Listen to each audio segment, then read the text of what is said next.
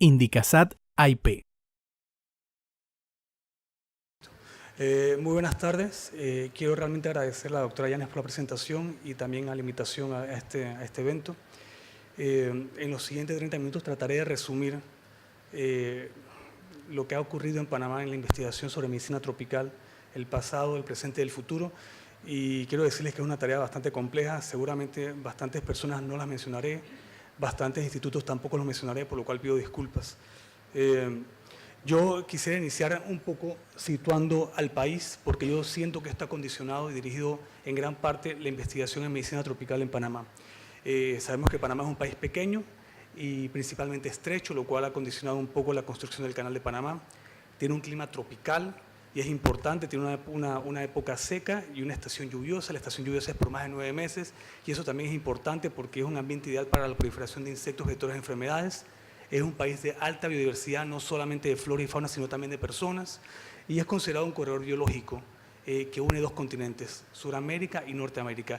Y por ahí pasan diferentes especies, patógenos, y también pasa mucha gente, ¿no?, que vienen portando diferentes enfermedades y también vienen a encontrar enfermedades aquí en el territorio, en el istmo panameño. Y con eso quería introducir un poco la parte del pasado. Realmente la situación estratégica de Panamá, la geografía de Panamá, realmente fue concebida inicialmente por el emperador Carlos V en España, y lo digo porque esta persona fue el que concibió inicialmente la construcción, la unión del Atlántico con el Pacífico, y curiosamente él planteaba hacerlo por la misma ruta donde pasa el canal actualmente. Ordenó que se levantaran los planos y la persona que levantó los planos consideró que era una hazaña imposible de realizar. Y pasaron casi 3 décadas para que los franceses iniciaran la construcción del canal en 1880, fracasaron por diferentes razones financieras, pero principalmente porque no supieron controlar las enfermedades tropicales que eran prevalentes en esa época, como el dengue y la malaria. Entonces, todos sabemos que la construcción del canal y su éxito está muy relacionado con el control de enfermedades tropicales en el país, principalmente con malaria y con la fiebre amarilla, que eran las más prevalentes en esos entonces. Y por Panamá pasaron ilustres personajes científicos, los más importantes en ese momento. Quería mencionar estas 3 personas que con sus descubrimientos hicieron mucho por el país. Ronald Ross fue la primera persona que pudo describir la transmisión del parásito de malaria a las personas a través de mosquitos. Samuel Darling, que está aquí a la derecha, es una persona, un pionero en los estudios de malaria, fue el que describió la histoplasmosis. Y el que está en el medio, Henry Rose Carter, es una persona particular, era ingeniero. Después se especializó en química, matemática y por último estudió medicina y fue el que describió el ciclo extrínseco de la malaria, de la fiebre amarilla en los mosquitos. Una información clave para poder controlar esta enfermedad. Pero esa información nueva fue tomada por estos 2 personajes que están aquí abajo, principalmente por Gorgas y Le Prince, para diseñar las estrategias de control para el canal de Panamá. Okay, entonces, este es el equipo, parte del equipo que llegó a Panamá en 1904 para tratar de diseñar la estrategia para combatir estas enfermedades tropicales. Ellos habían tenido mucho éxito en Cuba con la fiebre amarilla y querían replicar lo mismo aquí en Panamá. Y este fue el panorama que se encontraron cuando llegaron al país. Eran ciudades pequeñas, esta era Colón, esta era la ciudad de Panamá, realmente insalubres, con muchas deficiencias de higiene. Realmente en esos momentos empezaron a llegar al país muchas personas, portando diferentes enfermedades, pero sin resistencia a la malaria, sin ningún tipo de inmunidad contra fiebre amarilla. Era un panorama bastante desastroso en ese momento, ¿no? Entonces así fue lo que empezó Gorgas, lo que llamó la campaña antimosquitos. Él creó una brigada de fumigación que eran cientos de personas muy bien entrenadas, muy bien disciplinadas, casi con un estilo militar, que eran las encargadas de llevar a cabo todas las tareas de control de vectores y de supervisar las tareas. Básicamente las tareas se basaban en lo mismo que se basan actualmente, en tratar de interrumpir la transmisión de la malaria por los vectores. Se aislaban los pacientes positivos, se trataban de eliminar los adultos de las residencias, las larvas de los criaderos a través de regando herbicidas, aceite crudo, que en su momento era lo que se utilizaba. Había diferentes estrategias de saneamiento, tratando de drenar los criaderos con acueductos, etc. Bueno, por poner un ejemplo, en esta foto se ve antes y después, cuando Gorgas llegó a la ciudad y después cuando logró hacer algo de sus hazañas para controlar la malaria. Realmente fue un cambio importante y quizás fue uno de los legados más importantes que dejaron esta gente cuando llegaron a Panamá, la parte de saneamiento ambiental en las ciudades de Colón y Panamá. Y con esta gráfica yo quería un poco ilustrar el éxito que tuvo realmente Gorgas y su equipo para controlar la malaria y también en parte la fiebre amarilla. Por ejemplo, cuando empezó la construcción del canal en 1880, los franceses realmente tuvieron éxito en disminuir los casos de malaria, pero no fue sustancial. Y en favor de los franceses debo decir que ellos no conocían cómo se transmitía la malaria, tampoco conocían qué producía la malaria. Entonces, esa información sí fue utilizada por Gorgas cuando empezó la construcción del canal en 1904. Él fue muy eficiente, muy efectivo, lograron disminuir los casos de malaria de forma significativa, como se ve aquí, hasta que casi llegaron a menos de 10 casos por cada 100.000 habitantes al final de la construcción del canal. Y ahora, en favor de Gorgas, también debo decir que durante la construcción del canal también se descubrió la cloroquina, que fue un hallazgo importante, un medicamento que no había antes tan eficiente como él, menos tóxico, y también se descubrió el DDT, que también es un insecticida con efecto residual mucho más seguro y mucho menos tóxico que los que se utilizaban anteriormente. Aquí también ilustrar un poco cómo se disminuyó la mortalidad en las ciudades principales, en Panamá, Colón, y en la zona del canal durante la época de la construcción del canal. Obviamente, en la zona del canal se disminuyó más porque me imagino que ahí se intensificaron las tareas de control vectorial. Y también debo decir que en las otras partes de la ciudad, las partes rurales, tampoco se realizaban estas tareas de forma sistemática como se hacían en Panamá y Colón. Okay. Ya entrando en el tema, durante las primeras 2 décadas del siglo XX, casi exclusivamente la investigación en Panamá era realizada por el Hospital Ancón, que después se llamó el Hospital Gorgas. Ellos trabajan principalmente en enfermedades transmisibles y principalmente entre ellas la malaria. Otro hecho importante que ocurrió fue la creación del Laboratorio Conmemorativo Gorgas en 1828. Fue una idea de Belisario Porras, dándole un tributo al coronel Gorgas por sus hazañas en controlar las enfermedades tropicales en el país. Y este fue el edificio que se le asignó inicialmente al Laboratorio Conmemorativo Gorgas. Era el edificio que estaba asignado a la Facultad de Medicina, que se le traspasó al Laboratorio Gorgas en ese momento. Y decir que por el Laboratorio Gorgas pasaron los mejores especialistas en medicina tropical. Por ahí pasó Frenkel en toxoplasmosis, Carter en malaria, Fairfield en taxonomía, pasaron los mejores, pero yo quería destacar aquí la figura de Carl Johnson, que era un médico, patólogo, parasitólogo, trabajó mucho en malaria, en la enfermedad de Chagas, y él casi se consideraba panameño. Y no quería dejar también de mencionar a panameños que también trabajaron en el Gorgas. La primera persona que trabajó en el Gorgas fue la doctora Rodaniche, en 1947. Ella era una especialista en virología y realizó múltiples trabajos en la encefalitis virales, pero sobre todo en riquecias. El doctor Pedro Galindo, también por esa época, era un salubrista, también era entomólogo y fue el primer director panameño que dirigió el Gorgas bajo la administración americana. Y en una segunda etapa se incorporaron el doctor Ostorgio Méndez, que era naturalista, zoólogo, entomólogo, era muchas cosas. El doctor Octavio Sousa, que es una autoridad mundial en parasitología. El doctor Abdiel Adames, que también era un ecólogo en enfermedades virales, y muchas otras personas que no conseguí fotos para ponerlas aquí en la figura, pero que también contribuyeron mucho al desarrollo del Gorgas en esos entonces. Obviamente, la motivación de los investigadores en ese momento para realizar investigación en el Gorgas eran científicas y profesionales. Sin embargo, la financiación venía de los Estados Unidos y la motivación era principalmente económica, geopolítica y sobre todo militar. En esos entonces había muchas formas de seleccionar los estudios, principalmente por las epidemias, la carga de las enfermedades, la disponibilidad de las personas que estaban en el istmo en ese momento, si había colaboración externa, sobre todo si había recursos y la curiosidad científica de los investigadores que estaban en ese momento en el istmo. Y esta quizás fue la figura más complicada para mí, tratar de resumir en una figura todos los logros del Laboratorio Conmemorativo Gorgas en la época de la administración americana. Por mencionar algunos, por ejemplo, ellos lograron por primera vez describir la historia natural de muchas enfermedades tropicales, cosa que no se ha hecho anteriormente, desarrollaron nuevas estrategias y métodos para su detección, tratamiento y control. Un hecho importante, un hallazgo importante, lograron adaptar el modelo preclínico en primates no humanos con los aotus para ensayar drogas y vacunas antimaláricas. De hecho, ese modelo preclínico es el que se utiliza actualmente para filtrar la mayoría de las vacunas y los candidatos a tratamientos antes de pasar a la fase humana. El Gorgas fue el que descubrió numerosas enfermedades en Panamá, por mencionar algunas: la leishmaniasis, Chagas, encefalitis, trypanosomiasis, riquecias. Y un hecho importante, había un grupo de entomólogos importantes en aquellos entonces, hicieron diversos estudios sobre la sistemática y la historia natural de insectos de importancia médica, y se consideraba que el laboratorio Gorgas era el centro de referencia en entomología, el más importante en toda la América tropical. Okay.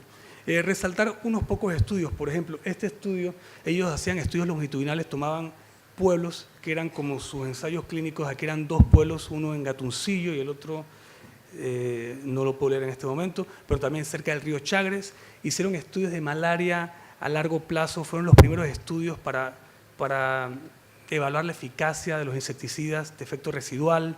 Hicieron los primeros ensayos de campo para probar nuevos medicamentos que salían en el mercado o para probar la resistencia, y de hecho estos estudios fueron los que utilizaron la OMS como modelos en sus campañas de erradicación de la malaria y todavía se utilizan.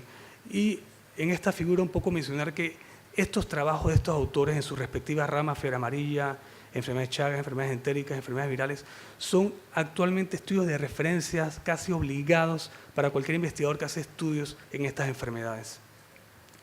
En 1990 el Gorgas pasa a manos panameñas y con eso se pierde mucha la financiación de los proyectos que estaban realizándose en ese momento, también se retiran muchos investigadores y realmente el Gorgas entra en una etapa de transición. Y ahí mencionar a varias personas, la doctora Evelia Quiroz se mantuvo en el Gorgas haciendo investigación, el doctor Rosán se mantuvo en el Gorgas siendo el líder del proyecto de drogas y vacunas antimaláricas y gracias a ellas el nombre del Gorgas siguió un poco en realce, aunque no en la máxima capacidad y en la máxima producción científica como estaba cuando era administrado por los americanos. Y con esta frase termino la parte histórica de la presentación y ya entro en la parte del presente. Un poco para situar nuevamente el presente en Panamá, creo que es importante recordar que Panamá sigue siendo el país con el más alto crecimiento en la región latinoamericana, aproximadamente del 6%, pero es el país, creo que el país con el más alto nivel de desigualdad en la región también, donde el 28% de las personas son pobres y el 14% de las personas siguen viviendo en extrema pobreza. Si lo vemos desde el punto de vista de la situación de la salud, estamos pasando por un momento de transición epidemiológica donde las enfermedades no transmisibles son las más prevalentes, pero eso es solamente en la población indígena. En la población indígena, que es el 12% del país, las enfermedades transmisibles, las tropicales, siguen siendo muy prevalentes y eso agrava más el ciclo este de pobreza, desigualdad, inequidad que existe en el país. Por poner un ejemplo cercano, la comarca Madugandí, que está a menos de hora y media de aquí de la ciudad de Panamá, ¿sí?, tiene casi 5.000 gunas que viven en esa comunidad y el 90% vive en extrema pobreza. Casi la mitad de la población es analfabeta, la esperanza de vida es 9 años menores que en el resto del país, las tasas de mortalidad son 3 veces mayores en niños menores de 1 año que en el resto del país, casi el 80% no tiene acceso a agua potable y ya entrando en el tema de medicina tropical, casi el 50% de los casos registrados, el 50% de malaria son en esta área que está a 2 horas de la ciudad de Panamá. Okay. Entonces, debo reconocer que durante los últimos años ha habido un resurgimiento de la investigación en diferentes áreas, incluyendo la medicina tropical, y con esta figura quería un poco resaltar los puntos claves que yo creo que han hecho que esto sea posible. Por ejemplo, en el 1985 la Asociación Panameña para el Avance de la Ciencia, APANAC, se creó para impulsar la ciencia.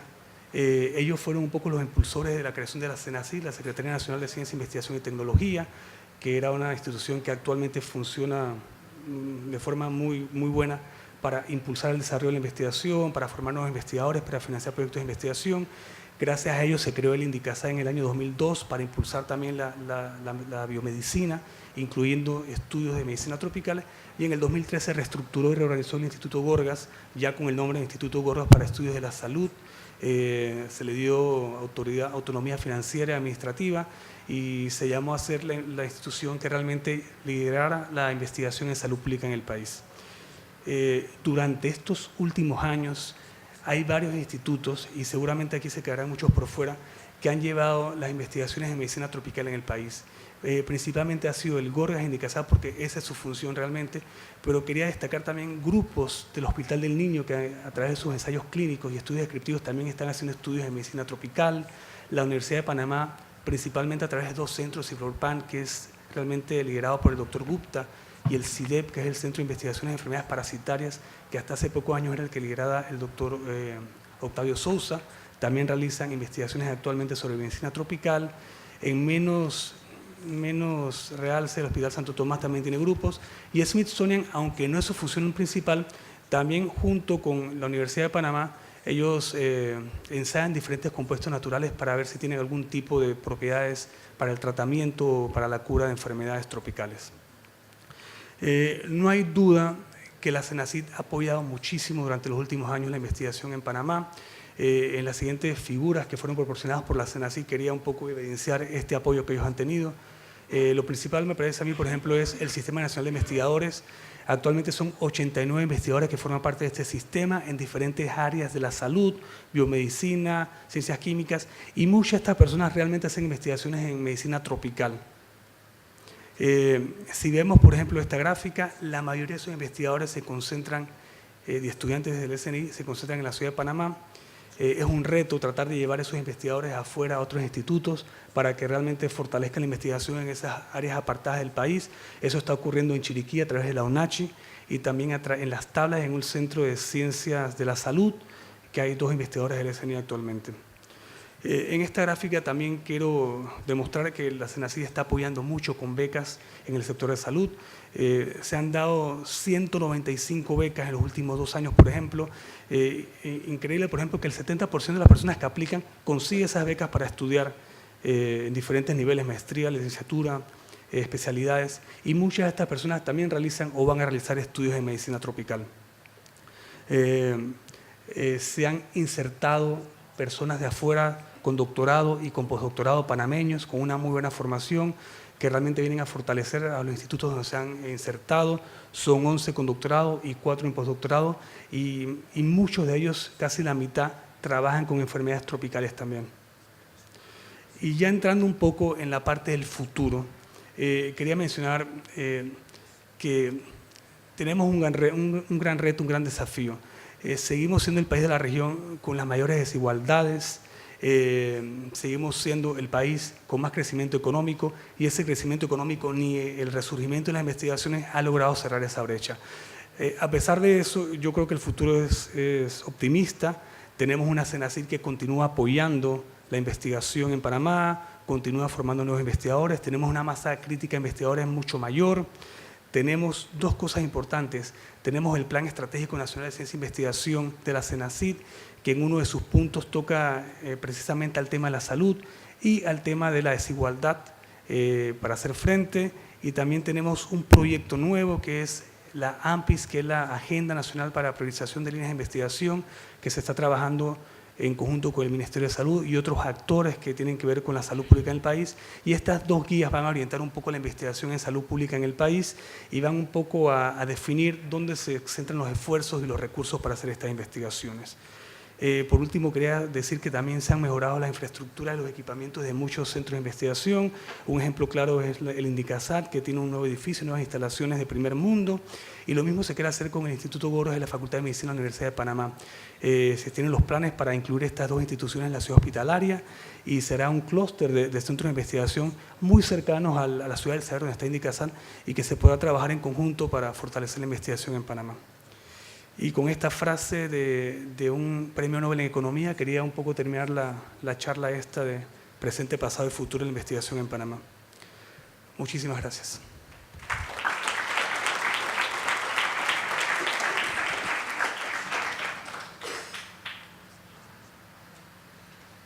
Tenemos tiempo para si hay preguntas para el doctor Calzada.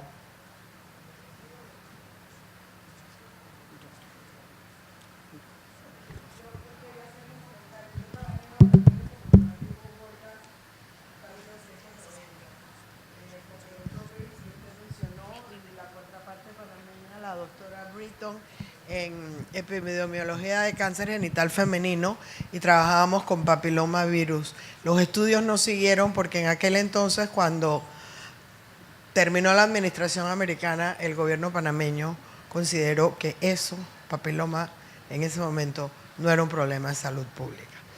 Pero en realidad no es por darnos flores o no flores, sino que hay 2 cosas que cuando usted mencionó los logros importantes en medicina tropical del laboratorio Gorgas, creo que se le pasaron, y lo quiero decir porque me parece que es importantísimo.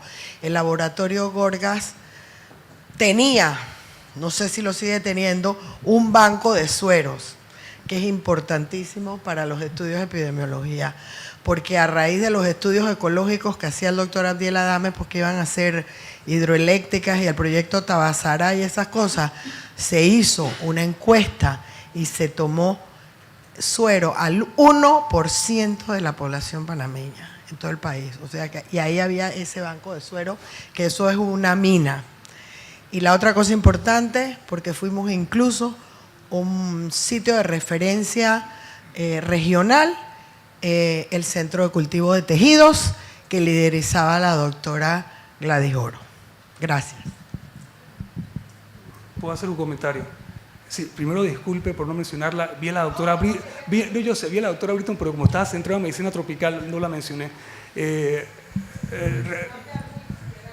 Sí. Y realmente decirle que sí, que la colección de sueros continúa en el Gorgas y también tenemos una colección zoológica que dejó el doctor Estorio Méndez que se mantienen todavía en el Instituto Gorgas. Sí. Seguramente dejé de mencionar a muchas personas que también contribuyeron bastante en esto del laboratorio. Y así tengo una lista que me estoy acordando ahora de que no mencioné también. Sí.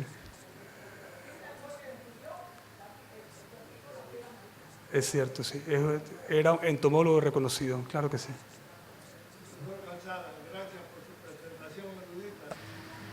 Pero quiero hacerle una pregunta que parecía trivial. Usted en aspectos históricos, ¿por qué no mencionó a Laveran, un médico francés que fue el primero que vio un plasmodio en la sangre de un paciente? Usted no lo mencionó, no sé por qué. Porque no era gringo. Le prometo que lo tenía en la figura esa, pero estaba mencionando a las personas que estuvieron en Panamá en ese momento.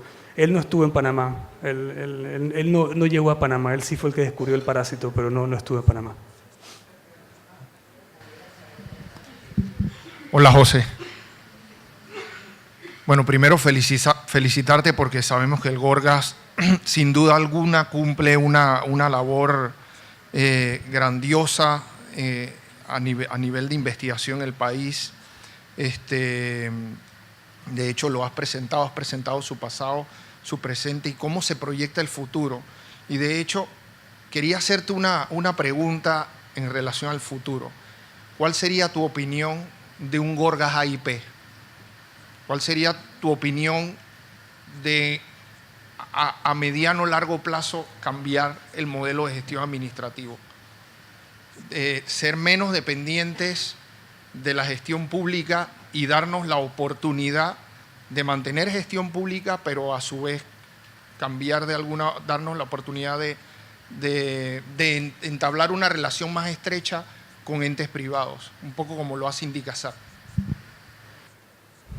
Bueno, sin duda es una pregunta compleja. Yo realmente siento que tiene ventajas y desventajas. Obviamente las trabas burocráticas que tenemos en el Gorgas para hacer cualquier tipo de movimiento, de compras, de investigaciones, limita bastante la investigación del Instituto Gorgas. También tenemos bastantes beneficios con eso, ¿no? En la parte del control del financiamiento y un poco el rendimiento de cuentas. Personalmente pienso que sí, que sería una ventaja realmente que el Gorgas fuera una institución como la Indicasat, que se puede manejar de una forma más flexible, le da mayor flexibilidad. Esa es mi opinión, pero podríamos conversar mucho de eso.